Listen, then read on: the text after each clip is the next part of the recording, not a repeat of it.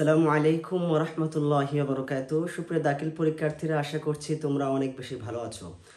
আমরা আলোচনা করছিলাম যে আরবি প্রথম পত্রে তোমরা কিভাবে ভালো মার্ক তুলতে পারবা সে বিষয় নিয়ে আমরা আলোচনা করছিলাম।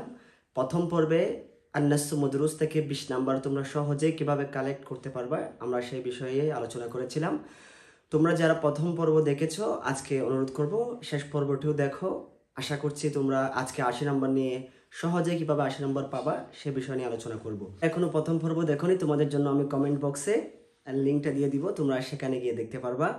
আসো আমরা শুরু করি ক্লাসটা। 2 নম্বর হচ্ছে বা আন-নাসু গায়রুল মাদরুস, অর্থাৎ এমন নস এমন প্যাসেজ যেটা তোমাদের পাঠ্য বইয়ের বাহিরে, অর্থাৎ তোমাদের যে পাঠ্য বই আছে সেটার বাহিরে থেকে যে কোনো একটি নস বা প্যাসেজ দিবে, 3 বা 4 লাইন দিবে, সেখান থেকে কিছু প্রশ্নের উত্তর চাইবে। দেখো 3 নম্বরে থাকবে আজিব আনিল আসইলাতি তালিয়াতি বিল লুগাতিল আরাবিয়্যা। আজিব তুমি উত্তর দাও, তুমি উত্তর করো আনিল আসইলাতি তালিয়া, অর্থাৎ নিম্নোক্ত যে প্রশ্ন আছে সে প্রশ্নগুলোর উত্তর দাও বিল লুগাতিল আরাবিয়্যা, আরবি ভাষায় তুমি উত্তর দিতে হবে। তো এই যে বলেছিলাম আমরা যে 1 2 3 4 এভাবে করে 4টি প্রশ্ন থাকবে তোমার ওই যে প্যাসেজ থেকে। তোমাকে 4টি প্রশ্ন করবে, সেই 4টি প্রশ্নের উত্তর দিতে হবে। তোমার হচ্ছে 4টি প্রশ্নের উত্তর দিবা, 2 নাম্বার করে 8 নাম্বার সেখানে পাবা। বুঝা গেছে? এটাই ওই প্যাসেজ থেকে তুমি সরাসরি উত্তরগুলো এখান থেকে পেয়ে যাবা। একটু আরবি ভালো পড়তে জানলে ইনশাল্লাহ এটার ইজি, এটাতে কঠিন করবে না। এটাতে দেখবা তুমি তোমার উত্তরগুলো প্যাসেজের মধ্যে থাকবে, কারণ যেহেতু এটা পাঠ্য বইয়ের বাহিরে, তো এই কারণে তোমার এটা এটা একটু সহজ হবে। তবে একটু তুমি যদি বুঝতে পারো, আগে বলেছিলাম 3বার পড়বা, 3বার পরে তুমি একটা আইডিয়া পেয়ে যাবা। তাহলে এটা গেল, এটা আশা করছি তোমরা পারবা। তাহলে গেল 28 নাম্বার।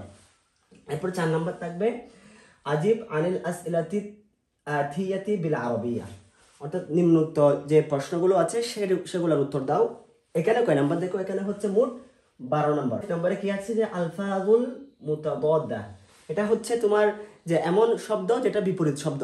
তো বিপরীত শব্দ হচ্ছে কেমন, যদি আসে, যদি কবলও আসে তোমাকে লিখতে হবে বাদ। এভাবে করে তোমার প্যাসেজ থেকে দেখবা কিছু শব্দ দিয়েছে, 4-5টা শব্দ দিয়েছে, ওগুলা হচ্ছে তোমাকে বিপরীত শব্দ লিখতে হবে। তো এই জন্য তোমার ওয়ার্ড মিনিং জানা থাকতে হবে। এটাতে জানা না থাকলে এটার কোনো টেকনিক নেই, যেহেতু বিপরীত শব্দটাই তোমাকে লিখতে হবে। তাহলে এটা 1 নম্বর বুঝছো। 2 নম্বর দেখো তাহকিক। তাহকিকের মধ্যে তোমাকে অবশ্যই তাহকিকের 7টা রুলস তোমাকে ফলো করতে হবে। সিগা, বহস, বাব, মাজদার, মাদ্দা, জিন্স, মানা, এই 7টি তোমাকে লিখতে হবে। তুলনামূলক একটু বেশি কঠিন, যাদের ভালো মিজান, মুনশারিফ, পাঞ্জেগান্স বা এই যে নাহমির তোমরা হেদায়েতুন নাহম এগুলো পড়েছো, আশা করছি তোমাদের জন্য বিষয়টা সহজ হবে। তবে একটু কঠিন, কিছু শব্দ দিবে, শব্দগুলো তাহকিক জানতে চাইবে। তাহলে বুঝতে পেরেছো এটা। 3 নম্বর দেখো মিনাল মাযি ইলাল মুজারি, প্যাসেজ থেকে নস থেকে বলবে তুমি এখান থেকে মাজি বের করো, মাজি থেকে মুজারি। এটা একদম ইজি, তাহলে এটা তোমরা অবশ্যই আনসার করবা। এটা একদম আনসার করতে হবে তোমাকে। ইজিলি মাজি বের করে ওখান থেকে নস থেকে নিবা, নিয়ে তুমি সহজে মুজারে করতে পারবা। 4 নম্বরে দেখো সিল বাইনাল জুমলাতাইন, 2টি জুমলা থাকবে প্যাসেজ থেকে, দেখবা রিলেটেড 2টি জুমলা থাকবে, অনেকগুলো একটা বক্স থাকবে, বক্সের মধ্যে কিছু বাক্য থাকবে, সেই বাক্যগুলো তোমাকে মিলাইতে হবে। এটা একদম ইজি, ভয় পাওয়ার কোনো কারণ নেই।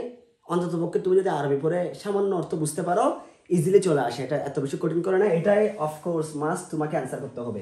তাইলে 2টাতে হাত দিতে হবে, এটা হচ্ছে এটাতে, এটা হচ্ছে এটা। 3 নম্বর তারকিব। তারকিব হচ্ছে আরো ইজি আসবে, একেবারে যে সহজ যেটা তারকিব, সহজ তারকিবটাই আসবে। এখানে হয়তো বা মুবতাদা, খবর, জুমলা ইসমিয়া, ফেল, ফাইল, মুফআল মিলে জুমলা ফেলিয়া, এই টাইপের তোমাকে একেবারে যেগুলো কঠিন তারকিব সেগুলো দিবে না। তাইলে এটাও অ্যান্সার করতে হবে। দেখো আমি তোমাকে সহজ করে দিলাম, এই 3টা থেকে তুমি অ্যান্সার করবা। তো তাহকিক বাদ দিবা কেন, দেখো তাহকিক বাদ দেওয়ার অন্যতম কারণ হচ্ছে তোমার সময়টা চলে যাবে, 1 নম্বর। 2 নম্বর হচ্ছে তুমি ভুল করে ফেলবা।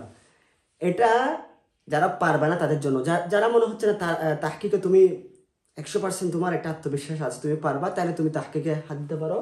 আর হচ্ছে আলফাদুল মুতাদাদ্দা, যদি কমন আসে এটা তো অফকোর্স তুমি লিখবা, যদি কমন না আসে তাহলে তুমি এই 3টা করবা, এই 2টা বাদ দিবা। আর যদি দেখো তুমি এইটা তুমি পারতেছো, কমন চলে আসছে, তাহলে তুমি এখান থেকে যে কোনোটা বাদ দিতে পারো, বা 3টা যে কোনো 3টা তুমি অ্যান্সার করতে পারো 12 নম্বর। তাহলে এই 12 নম্বর যদি কেউ মিস করে তাহলে তো আর কিছু করার নাই। ইজিলি প্রশ্নগুলা জাস্ট শুধু নস থেকে বের করে তুমি এখানে বসাই দিবা, এখানে তো নাম্বার মিস দেওয়ার কোনো কারণ নেই।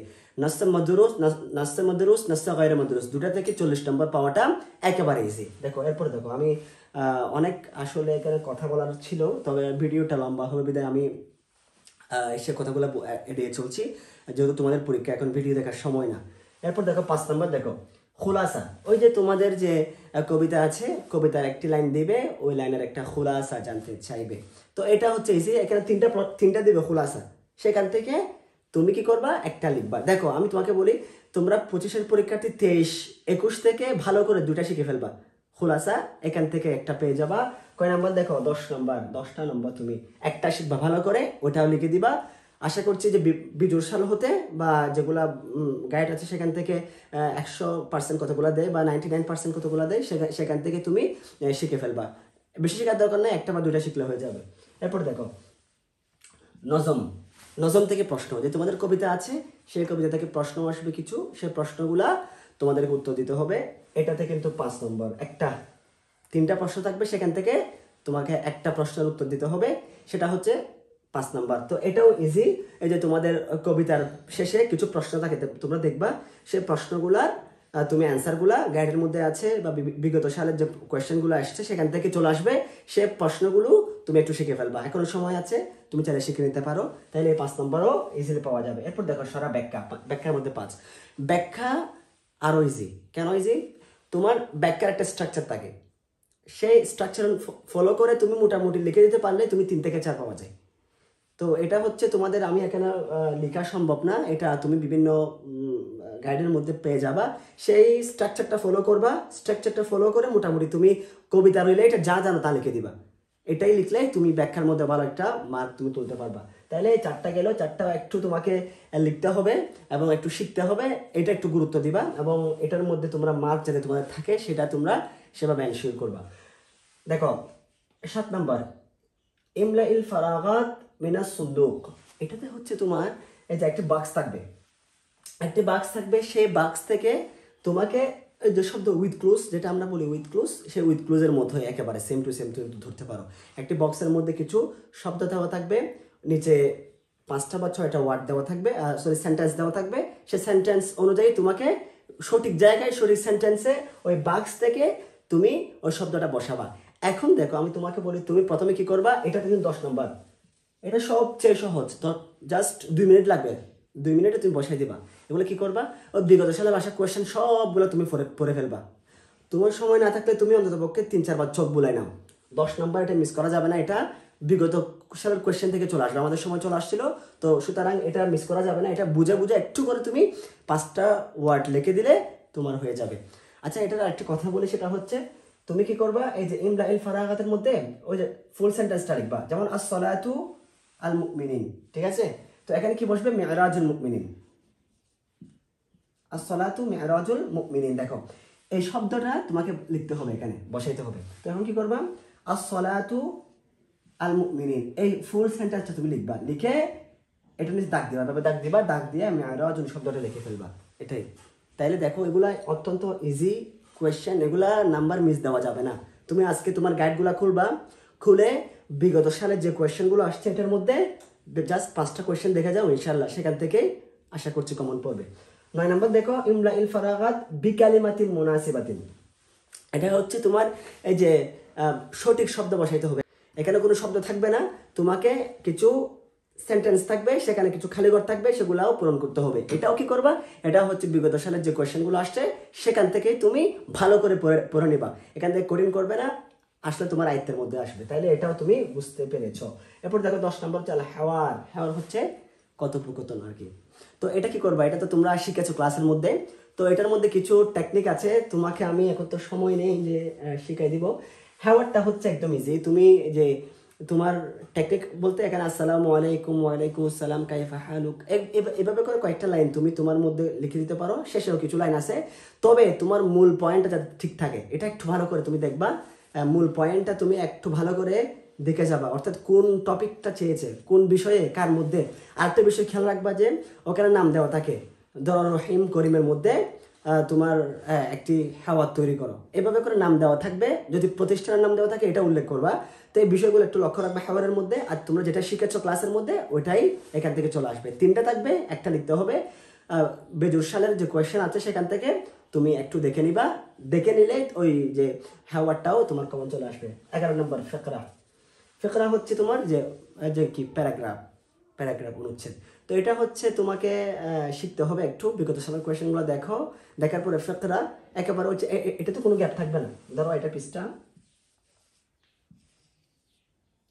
তুমি এখানে নাম যেমন আল কোরআনুল কারীম,